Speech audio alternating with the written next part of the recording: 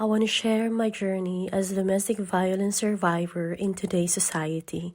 Recognizing that I was a DV victim was incredibly difficult. I was born and raised Catholic, deeply rooted in its teachings. One of the best gifts I received from the Catholic community where I volunteer, which is the Manila Cathedral, is the image of Mary called Santa Maria Maggiore. I've received it in October 13, 2019 and has been my wallpaper and has become my good luck charms. I always turned to prayer whenever I had arguments with my ex-husband, which was a daily occurrence. It witnessed all the tears I cried during the 2 years I stayed with my former partner. In April 2024, I successfully visited the Basilica of Santa Maria Maggiore in Italy. I've been through a lot. I grew up in a poor family in a rough area of Manila, Philippines. From a very young age, I saw how hard life could be. Despite this, I knew I wanted something better. I studied very hard, consistently placed in top sections from kindergarten until high school, eventually earning a scholarship to study for Bachelor of Science in Psychology at Universidad de Manila. I navigated the corporate world and secured jobs in various government agencies like social welfare, election office, competition office. Then, I met my husband. Initially, he was generous, kind, and friendly, and I thought I had found the one. We began the process of me to going to London, which was successful in 2019. I believe everything would be wonderful because I thought he cared for me and I for him. However, I was wrong. He became manipulative, controlling, and critical of everything. I started seeking help, but then the pandemic hit and everything shut down. Fortunately, I found a poster of Kanlungan, a Filipino charity offering help. I began receiving calls from Miss Andrea, the mental health officer, and we had regular sessions discussing my situation. And she suggested marriage counseling, which my ex-husband refused, claiming he didn't need it. The nightmare began from the very first day of my arrival in London and never stopped.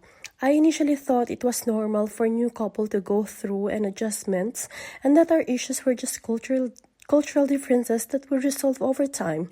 They didn't. Day after day, week after week, month after month, I struggled. Finally, one day, I told myself, this is abuse and it must end. What's the point of being in a first world country like England and living life like hell? When I realized I wanted a better life and escape abuse, I sought help. Many organizations supported me. Kanlungan helped me find accommodation in London.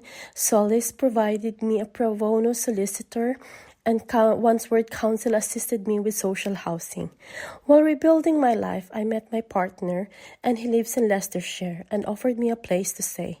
I kept the relationship private for 4 months, not wanting to be judged for entering a new relationship after leaving an abusive one. However, I discovered he was different. He genuinely cared about me and my well-being. He supported me through my journey, providing a place to stay, food, and most importantly, daily love and care. As I prepared for the worst, I hoped for compassionate grounds to stay in the UK.